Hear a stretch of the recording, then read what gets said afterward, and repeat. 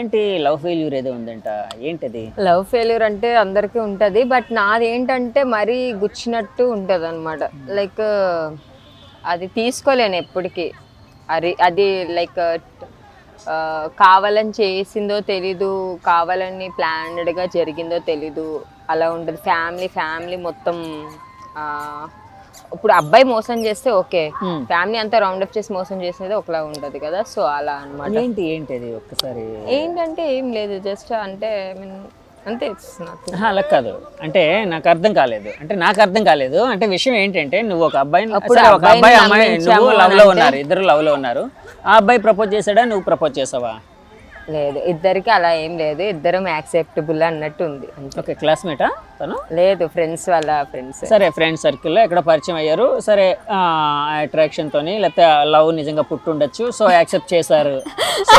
అంటే యాక్చువల్గా అంటే లవ్ స్టోరీస్, బ్రేకప్ లవ్ స్టోరీస్లోని అబ్బాయి మోసం చేశాడని అమ్మాయి వాళ్ళు, అమ్మాయి మోసం చేసిందని అబ్బాయి తరపు వాళ్ళు అబ్బాయి అంటూ ఉంటాడు. కానీ ఇక్కడ ఫ్యామిలీ మొత్తం మోసం చేసింది ఏంటది? నాకు అర్థం కాదు అది. అంటే సినిమా స్టోరీకి పనికొస్తుంది. అదేం లేదు, సారీ, అంటే నీ బాధను తగ్గించడం కాదు కానీ అలా అని కాదు. అప్పుడు అంతే బాధ ఏం లేదు, జస్ట్ నార్మల్ అవన్నీ.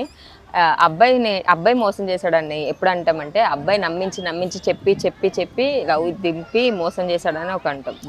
ఫ్యామిలీ ఏంటంటే వాళ్ళ ఫ్యామిలీ కూడా యాక్సెప్ట్ చేసేసి, వాళ్ళ ఫ్యామిలీ కూడా మన మనిషి అన్నట్టు కలిపేసుకొని ఇలా అలా అని చెప్పి, వాళ్ళ ఫ్యామిలీ మెంబర్స్ కూడా ఇలా ఫ్యూచర్లో ఇలా ఉండాలంటే ఇలా చేసుకోవాలి అలా అని కొన్ని ప్లానెడ్గా కొన్ని చెప్పినప్పుడు మనం ఏమనుకుంటామంటే నిజంగానే అనేసి, లవ్ అనేది నిజం అనేసి మనం యాక్సెప్ట్ చేస్తాం.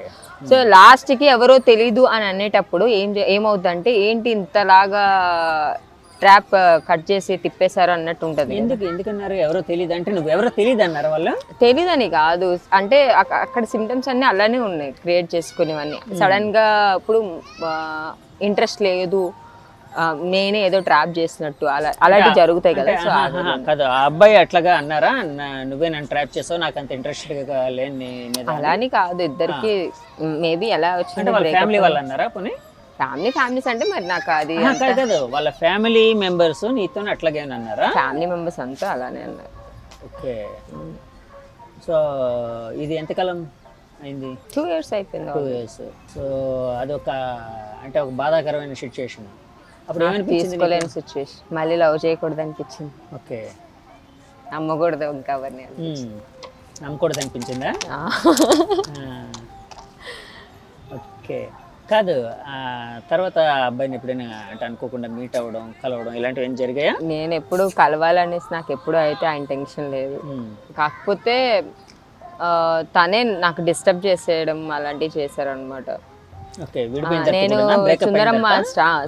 సుందరం మాస్టర్ మూవీ చేసినప్పుడు నాకు షెడ్యూల్ ఒక 2-3 hours ఖాళీ ఉండేది అంతే. ఆ టైంలో డిస్టర్బ్ చేసి, వీడియో కాల్ చేసి డిస్టర్బ్ చేసి, వేరే అమ్మాయిలతో ఉండేటప్పుడు ఫోన్స్ చేయడం, వేరే అమ్మాయిలతో ఉండేటప్పుడు వీడియో కాల్స్ చేయడం, ఇలాంటివన్నీ చేసి నాకు ఏదో మైండ్ డిస్టర్బ్ చేయడానికి అనిపించింది. ఇంకా అలాగే ఉన్నా అంతే.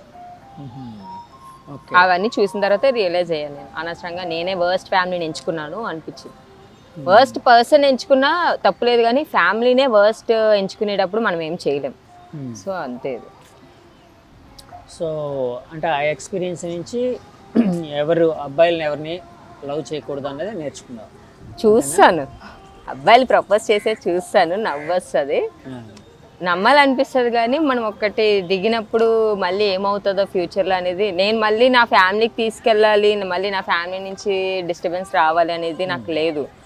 అందుకే నాకు ఇంట్రెస్ట్ లేదు అనే చెప్తాను. యాక్చువల్గా బ్రేకప్ అయినప్పుడు మీ ఫ్యామిలీ మెంబర్స్ ఏమన్నారు? మీ ఫాదర్ కానీ మదర్ కానీ? మా ఫ్యామిలీకి అసలు ఇష్టం లేదు. వాళ్ళకి ఇష్టం లేదు? వాళ్ళకి అసలు ఇష్టం లేదు, ఎందుకంటే ఇంటర్ క్యాస్ట్.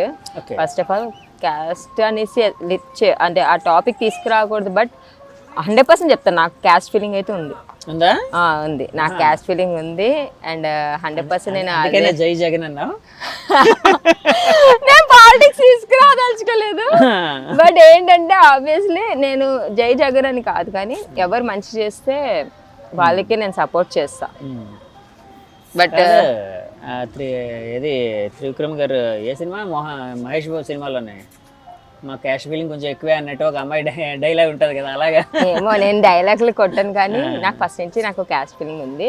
తను ఇంటర్ క్యాస్ట్ నాకు తర్వాత తెలిసింది ఇంటర్ క్యాస్ట్ అని. ఫస్ట్ మీ క్యాస్ట్ అబ్బాయి అని నేను లవ్ చేసావా? నేను అంటే అలా నేను క్యాస్ట్ చూసి లవ్ చేయలేదు, నేను క్యాస్ట్ గురించి అడగలేదు. తర్వాత ఇంటర్ క్యాస్ట్ అని తెలిసింది, అప్పుడు లైట్ తీసుకున్నా, ఇంకా వేస్ట్ ఇంకా అని చెప్పేసి. ఓకే. సో అంటే ఇంట్లో వాళ్ళు ఆ తర్వాత ఇంకెప్పుడైనా అంటే యాక్చువల్గా ఇంట్లో ఎలా ఉంటుందంటే సెక్యూర్డ్గా ఉండాలని అనుకుంటారు కదా ఎవరైనా, ఏ పేరెంట్స్ అయినా. పిల్లలు అబ్బాయిలు కావచ్చు అమ్మాయిలు కావచ్చు, అమ్మాయి మీద ఇంకా ఎక్కువ ఫోకస్ ఉంటుంది. ఎందుకంటే వాళ్ళని ఒక పెళ్లి చేసి పంపించే వరకు, ఒక మంచి వ్యక్తి మంచి కుటుంబం చేతిలో పెట్టే వరకు జాగ్రత్తగా చూసుకోవాలి ఇలా అని. సో వాళ్ళకి ఆ సఫరింగ్ కూడా ఎక్కువ ఉంటుంది. సో నువ్వు అన్నావా ఆ టైంలో మా వాళ్ళు కూడా డిస్టర్బ్ అయ్యాను. ఆ తర్వాత మళ్ళీ అబ్బాయిలతో నువ్వు ఇలాగ అంటే ఇప్పుడు నీ వర్క్ పని మీద బయటకు వెళ్ళినప్పుడు మీ వాళ్ళని అబ్జెక్ట్ చేయలేదా? ఎందుకంటే వాళ్ళకి కంప్లీట్గా నా మీద ట్రస్ట్ అనేది ఉంది. ఎందుకంటే నేను రాంగ్ వేలో వెళ్ళను అనే సంగతి వాళ్ళకి తెలుసు. అండ్ నేను లీడ్ చేసే విధానం కూడా వాళ్ళు చూశారు. అండ్ నా ఫ్రెండ్స్ కూడా 100% వాళ్ళకి కూడా నమ్మకం ఉంది. నేను బయటకి సెక్యూర్గా వచ్చినప్పుడు మాత్రం వాళ్ళతోనే వస్తాను అని చెప్పేసి వాళ్ళకి తెలుసు. సెక్యూర్గా ఎంతవరకు నా లిమిట్స్ నాకు ఉన్నాయి. ఎవరు బయట వాళ్ళు అబ్బాయి వచ్చారు అని అంటే వాళ్ళు వస్తారు, వాళ్ళ ఫీలింగ్స్ ఉన్నాయి, వాళ్ళకి ఫీలింగ్స్ అమ్మాయిల మీద వస్తుంది కాబట్టి ఆబ్వియస్లీ వస్తారు. మనకు అనేది కంట్రోలైజేషన్ మనకు ఉంటుంది కదా, అది మనం లీడ్ చేసుకుంటే సరిపోతుంది అంతే. ఆ లీడ్నెస్ నా దగ్గర ఉంది కాబట్టి మా ఫ్యామిలీని అందరినీ కూడా ఓకే ఈ వే వరకు బాగుంది, పర్లేదు, ఫ్రీడమ్ ఇవ్వచ్చు అని చెప్పేసి వాళ్ళు కూడా అనుకున్నారు, వాళ్ళు ఇచ్చారు. ఓకే. సో ఈ ఫ్రీడమ్ తర్వాత రేపు పొద్దున మ్యారేజ్ ఇలాంటివి అంటే ఇప్పుడు లవ్ మీద అయితే నమ్మకం లేదన్నా, మ్యారేజ్ మీద నమ్మకం ఉందా? మ్యారేజ్ వచ్చినప్పుడు చేసుకుంటా. కాదు ఉంది. ఓకే. నాకు మ్యారేజ్ మీద ఒపీనియన్ ఉంది. అయితే ఏంటి ఆ ఒపీనియన్? మాయారెడ్డికి మ్యారేజ్ మీద ఉన్న ఒపీనియన్ ఏంటో ఇప్పుడు తెలుసుకుందాం. చెప్పండి. మ్యారేజా చేసుకోవాలి, మంచి అబ్బాయిని చేసుకోవాలి, ఎంత ఎత్తు ఉండాలి, ఆకన్నా ఇలా చూడాలి. అంటే కాదు, ఇద్దరు మహేష్ బాబులు ఉండాలా? చేసుకుంటాను హైట్.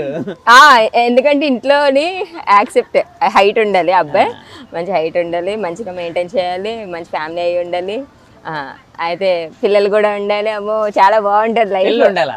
మరి ఉండద్దా? పెళ్ళి అయిన తర్వాత మీకు పిల్లలు ఉండాలని కోరిక కాదు, పిల్లలున్న అబ్బాయిని పిల్లలన్న అబ్బాయిని కాదు, లైఫ్ ఇలా లీడ్ చేయాలి. నాకంటే ఒక హస్బెండ్ ఉండాలి, నాకు తర్వాత వచ్చే బాగున్న పిల్లలు కాదు. ఒకవేళ మ్యారేజ్ అయింది అని అనుకో, ఇప్పుడు ఇన్స్టా ఇవన్నీ వదిలేస్తావా? వాడి జీవితం నాశనం అయిపోద్ది, కంపల్సరీ నాశనం అయిపోద్ది. రోజు బీర్ షాప్కి వెళ్ళి ఏడుస్తూనే ఉంటాడు. ఏంటి ఏం చేస్తావు? ఏ విధంగా అయిపోద్ది మొత్తం? ఎలా అంటే ఆబ్వియస్లీ నేను చైల్డిష్, యాంగ్రీ పర్సన్ అండ్ చాలా aggressive and lovely person and romantic person. అన్ని మ్యూచువల్ ఉన్న అమ్మాయిని మెయింటైన్ చేయడం అనేది కష్టం. అంటే మనీతోని ఇది అని నేను చెప్పను, బట్ తన మెంటాలిటీ నా మెంటాలిటీకి ఈక్వల్ అవ్వాలి. సాడ్నెస్ ఉంటుంది, లవ్లీనెస్ ఉంటుంది, రొమాంటిక్ అన్నీ ఉంటుంది, కానీ అన్ని అబ్బాయి అమర్చుకోవాలంటే నన్ను మెయింటైన్ చేయాలి, మంచిగా అర్థం చేసుకోవాలి. ఈ మధ్య మామూలు అమ్మాయిలు మెయింటైన్ చేయడం కష్టమైపోతుంది, కష్టమే. ఓకే.